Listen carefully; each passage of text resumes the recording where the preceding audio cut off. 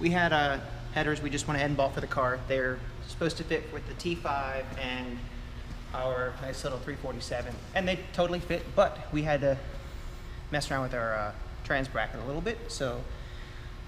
And we're trying to put cutouts, and we also have a fancy little subframe connector that just is a little too close in the way. So what we're doing is we're going to make it go up on a 45 and over, but I got to drop it down just a little bit anyway.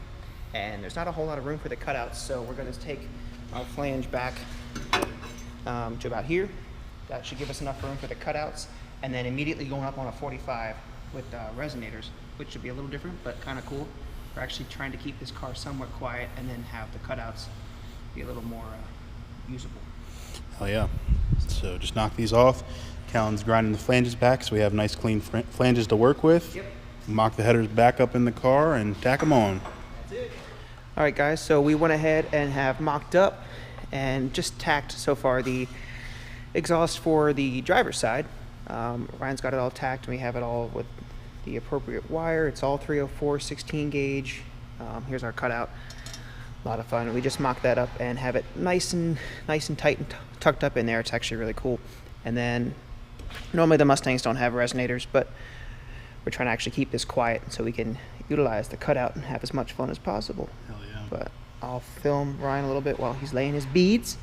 Here we go. Yep.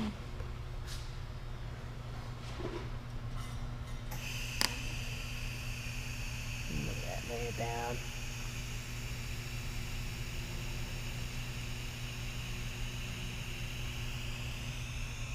Cool. While he's doing that, I'll show you. So we went ahead and, as you saw a little earlier, hacked up the headers.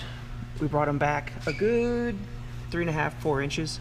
Now we already dented this, and obviously we haven't prepped the bottom from paint. That comes after this stage, but went ahead and welded the flanges back on. They're actually just tacked, and you can see when we have this laid back up in here, we have a nice little bend, comes just under here, and a lot of guys take it up and over through this, which we will, but I'd like to leave a little bit more room for the yoke and drive shaft. So we're going to sneak under this way. It hangs pretty close and then wraps up in through here, and we'll have our muffler.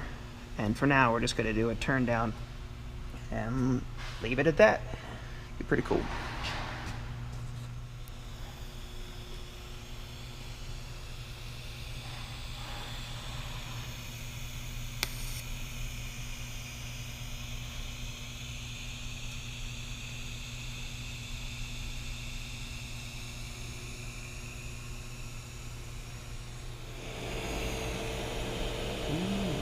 Laying his beads.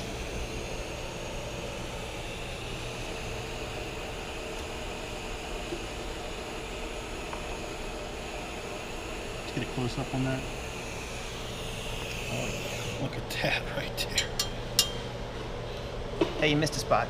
I'm just kidding.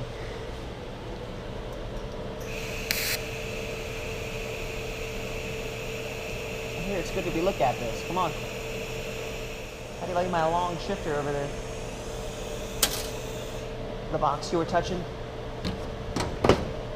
It just says long shifter. Extra long. Awesome, look at that. Got a sharpener. Here you go, I have it right here.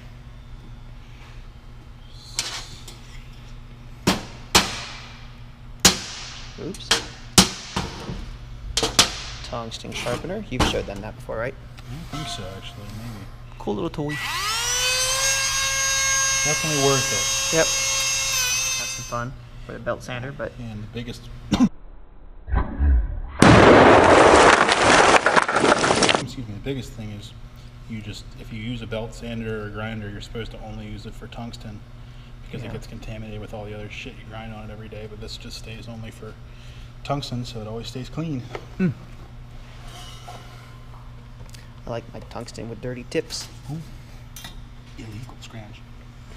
It's only radioactive, right? No big deal. The dust is good to breathe.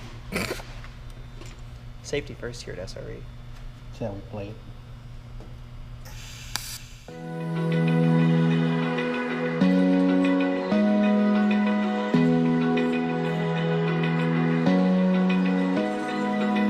Open eye, feel the waves cut through me, hypnotized. That's everything. Only thing we have to do is the outside flange and the header, but obviously have to take that off first. So you can kind of see we have the cutout going to the inside, and that's just so we can actually keep the entire motor and all the gizmos up in there. So we'll have the turn downs coming right smack out in the middle, and can always make a cool little contraption going underneath. But this way it all stays and gives plenty of room for the yoke and the whole drive shaft. A couple guys online took this right through here and hugged it against the trans tunnel, but can't really do that with the cutouts. And if we flip this over, then the motor just sticks out way too far and too far down for the cutout. So a little different, but from the side profile it actually looks really good. It's perfectly straight right down there, and this will come up and tuck, go over there, and then side entrance, center exit, muffler. That's it. Looks cool, man.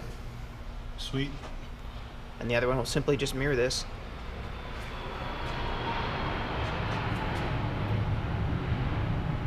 Big ballers coming into Westminster.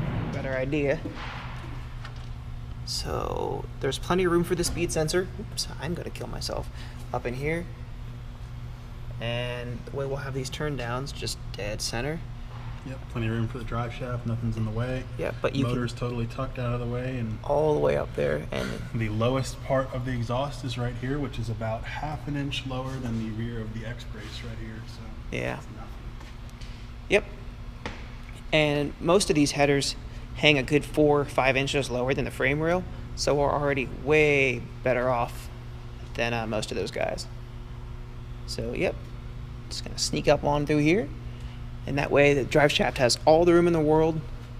Yep. And we have cutouts. We got the big mufflers for back here too. We can grab those and just kind of hold them up. Yeah.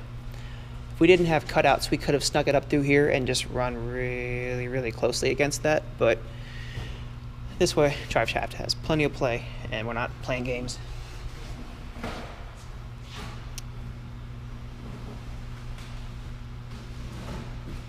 Oh yeah, shiny. The stuff's all vibrant, and God, it looks good. Slide exit, just have exit. Yep, just like that. Can't get much more of a straight shot than that. Yeah. Set it all the way over in this corner. Mm-hmm. Drive shaft's got 4.5 inches clearance Yeah. all the way around it, and same on the other side. No problem at all. Yep. Nicely tucked up there, and then a little turn down. Yep. Sweet. Lunchtime.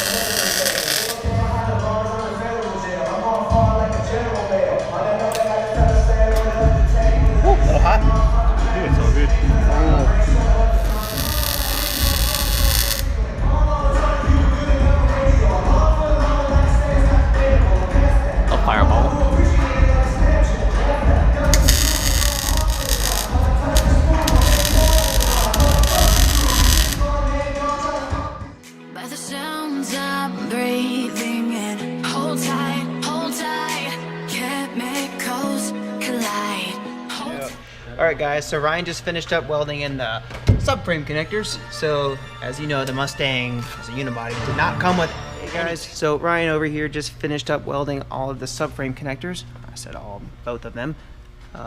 Just weld in back here underneath a little bit, and then we ground down on the new frame rails up here. Later on we'll do the rest of this guy. It's in there pretty damn strong, but we're just gonna finish it up a little bit at some point. But that's all in, it's all done. We primed a little bit above it. It'll all get covered with Raptor liner, minus these guys. We're gonna tape that off, but other than that, it looks really good. Turned out pretty sick. They should be stupid strong. Oh yeah. Yep. I'm excited. That's cool. So we'll finish up a little more tomorrow. We'll do a little more with Ryan's over fenders. And Try to knock it all out. We'll get the bottom side all prepped as soon as we get on the rotisserie and grind some more and get it all painted. But the interior, we just have the trunk left to do. You saw the last video. We had the main part of the interior, the cabin part, yep, all finished up, primed. So not much left. Nope. We'll do the trunk and then the whole bottom together. Shouldn't be all that hard.